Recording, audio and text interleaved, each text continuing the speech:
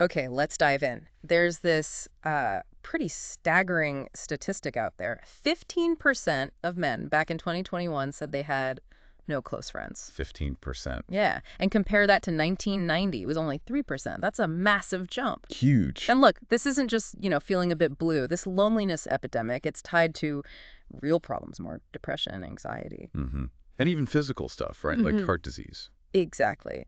We're talking risks as serious as smoking, like 15 cigarettes a day. So today, we're digging into why this is happening and, crucially, what you can actually do about it.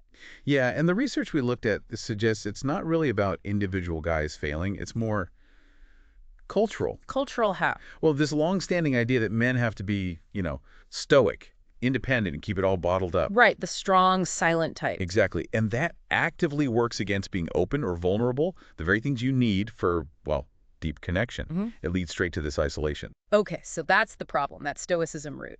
Let's pivot to solutions then. What does our deep dive show about, like practical steps, first moves people can make? Well, the first place is often looking inward, sort of, auditing your current friendships. Auditing, okay. Yeah, like who actually inspires you, who gets your values. Not every friend has to be your soulmate, but it helps you spot who might be, potential for something deeper. Okay, that makes sense. Identify the potential. Then what? How do you actually, like, expand your world, meet new people? Right. Then you got to get out there a bit, maybe join a club.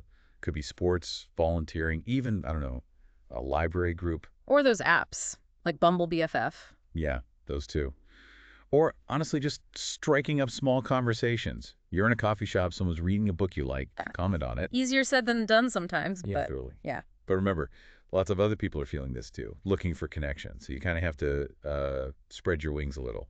Okay, so you meet some new people, maybe reconnect with old ones, but going from small talk to something real, Yeah.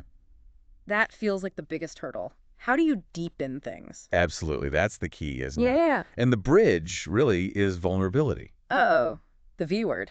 Yeah. But look, you could start small. You don't need to dump your entire life story immediately. Right. Maybe just preface it. Say something like, hey, hope it's not weird to open up a bit, but could kind of use someone to talk to about this. That's the stage. Exactly. It signals you want to go beyond surface chat. And look, some people might not respond well, Yeah, that's the fear. but honestly, if they react badly to a little openness, they're probably not the close friends you're looking for anyway. You want people who make you feel, seen. Find your people. Right. And this actually ties into why things like male-specific groups can be so helpful.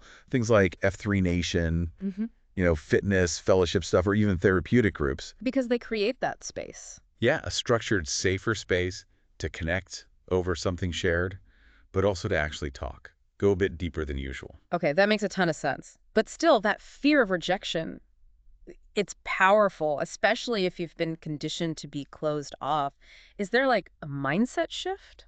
There is, actually. Yeah. Something interesting we found in our deep dive is this thing called the liking gap. The liking gap, what's that? It's basically this phenomenon where people consistently underestimate how much other people like them after they interact. No way, really? So you walk away thinking, oh God, it was so awkward, but they probably thought you were fine. Pretty much. More often than not, yes. Yeah. So the advice is, go in assuming people generally do like you, or at least are open to you. Assume positive intent, kind of? Sort of. And be persistent. If someone flakes or says no, try not to take it purely personally. It's often just about fit or timing. It doesn't mean you're unlikable. And you gotta be the initiator sometimes, right? Don't just wait for the invite. Suggest the hangout, the coffee, whatever. Definitely. Be proactive.